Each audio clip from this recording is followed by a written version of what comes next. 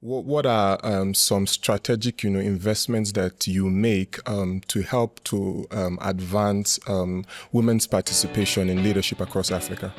Yeah, I think for us, even speaking from the Gates Foundation, we aim to be very intentional. Okay. So we're very intentional.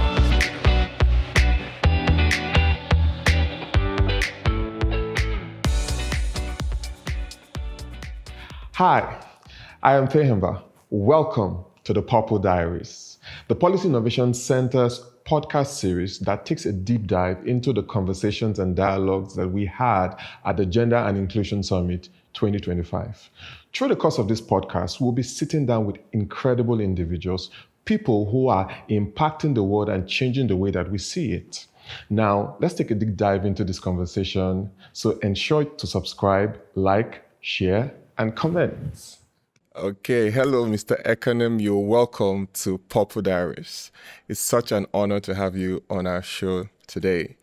Can you give us a background understanding of how it feels like working in your position in your present organization? Like, how has it been? How has the experience been like?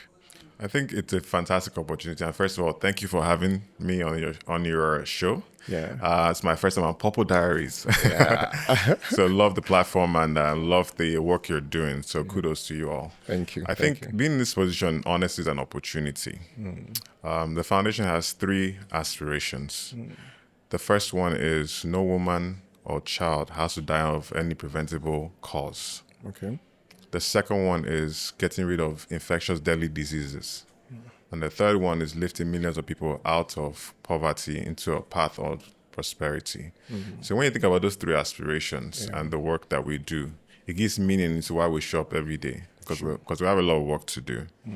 And we believe that this is a good time and it's a good opportunity to really think about how do we sort of drive the policies, drive the advocacy efforts, and communicate in such a way that we can shift the narrative forward, that we can do a lot together. Okay. Awesome. So from your first point, I'm trying to say, from a donor's perspective, what are some strategic, investments that you make to help to advance women's participation in leadership across Africa? Yeah, I think for us, even speaking from the Gates Foundation, we aim to be very intentional. Okay. So we're very intentional, especially around gender equity. And the cascades down, when you double click on that, into one, women's economic empowerment, women in leadership, and women's health. Okay. So those are three big programs that we actually push forward and try to champion, because we do believe that when you put women at the forefront of a lot of these programs, you tend to see a lot more changes, a lot more growth in societies. It's good to have women at the center. Yes. Sure. Okay. All right, great. To my next question, given the limited pipeline of women entering leadership, there is a small scope of representation of women, in leadership across, So given that limited pipeline, how can donors develop partner support, deliberately to initiatives that will incubate, and prepare women leaders for the continent, the African continent? I think it ties into the first question around investments and then the leadership pipeline. Yeah. And the first thing I would say is, one, build enabling environments. So support governments in building enabling environments. What do I mean by that? Look at some of the laws and the policies that are there. For example, you have women that don't have maybe short maternity leaves. And in some cases, you have up to 6 months in more progressive mediums. So thinking about that, and then even thinking about compensation for women. And then the second one is when you look at data, making a lot more decisions around data, making sure that you're monitoring inclusion, you're monitoring promotion, and then monitoring some level of inclusion around the work that they're doing. So I think, and then I would also say that the third one is around funding. Okay. Really co-funding with governments around some programs that are really more gender focused. Okay. And thinking about how do you build women not just in positions getting them ready for positions, but really building out the skill sets and the system that support that. In your view, what barriers most consistently hinder progress of gender inclusion?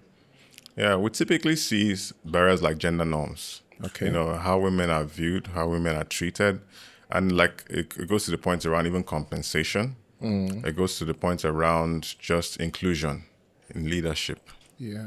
So really trying to make sure that you have more women in leadership roles is important. Okay. Like I mentioned to you, one of our key programs is looking at women in leadership. How do we make sure that women are leading from the front, and at the same time making sure that they are well equipped to drive progress in what they're doing. So for us, I think that's important, from our lens. Yeah. Okay. Now, how do you think that donor organizations can actually help, in a structured way to help tackle these challenges? Well, in a structured way. They can't do this alone. Okay. Even when you look at the funding pool, donors only bring a small amount of funds collectively when you compare it to the government budgets. Okay. Right? So it means that the government, the private sector, and the civil society have a role to play. Yeah. But when you bring all these pieces together and they actually speak with one voice, can two work together unless they agree? Yeah. So when you bring everyone together, then you find out that at least there's some level of unity around the work we're trying to do, and also understanding, like, what are we actually aiming for? So I think I would advocate for stronger collaboration. Okay. For example, if the government has a plan, aligning with that plan, building on that plan, seeing how you can support that plan, and all of us seeing what success will look like at the end of the day. Yeah. Okay. All right. Now, as a supporter of the Gender and Inclusion Summit, what is your impression about, the Gender and Inclusion Summit and what the summit has been able to achieve so far? First of all, fantastic platform. Yeah. Even when you look at the convening power that it has, that's pretty impressive. And I think you have quite a number of folks here who are very intentional and focused and want to actually see change. Yeah. So when you bring all that together, you find that this is a platform for strong catalytic growth and scale. And I believe that's what the platform has. And when you look at the history from last year and the year before that, it's growing. Sure. And it can only get better. And I think that this platform is one that I would encourage everyone to definitely support, be part of, and see how they can play their role in really advancing the agenda of women in society and also Nigeria as a whole. Okay. Great. Good response. I want to ask, how do you see what is being done at the Gender Inclusion Summit influencing, the direction of donor funding in the near future, and participation? Yeah. So I believe that, one, there's participation from donor organizations here at the summit. And I think the second one is there are certain outcomes that are coming out from, I'll call it certain recommendations that are coming out from the summit. Okay. So taking those recommendations and then turning them into outcomes is the work that needs to happen. Okay. So I believe that this is where donors and partners come together to figure out how do we move from outputs to outcomes. Okay. And this is a fantastic opportunity for us to do that. Okay. Yeah. So you talked about, moving from output, to outcome. What can you suggest, what can you suggest that, can be done, that could help, enhance or advance that, moving what is being discussed, or what is being put out, from that output, to practical outcomes, that would actually transform? I think one of the recommendations I would share will be really thinking about, one, if you do have gender-based programs in, let's say, the national or state budgets that have been budgeted for, this is an opportunity to move from not just being budgeted for to actual releases. Okay. And when they're released, then you now monitor them. Yeah. So I think there's an opportunity to advocate for greater level of funding and greater level of releases when it comes to states actually putting money towards what they call gender-based programs. Yeah. And I think there's another opportunity that for us to really think now more gender-responsive budgeting, right? Just taking into account that when you look at the poorest in the society, most of them are actually women. So it tells you that if you want to be serious and intentional about it, we need to put money behind that. And making sure that we build a system that will not only help our great women in Nigeria, but then Nigeria as a whole. Yeah. All right. Thank you so much, Thank you Mr. for the Ekenem, for opportunity. being on the Purple Diaries. It's such an honor to have you. I know I should have want my purple. Nice one.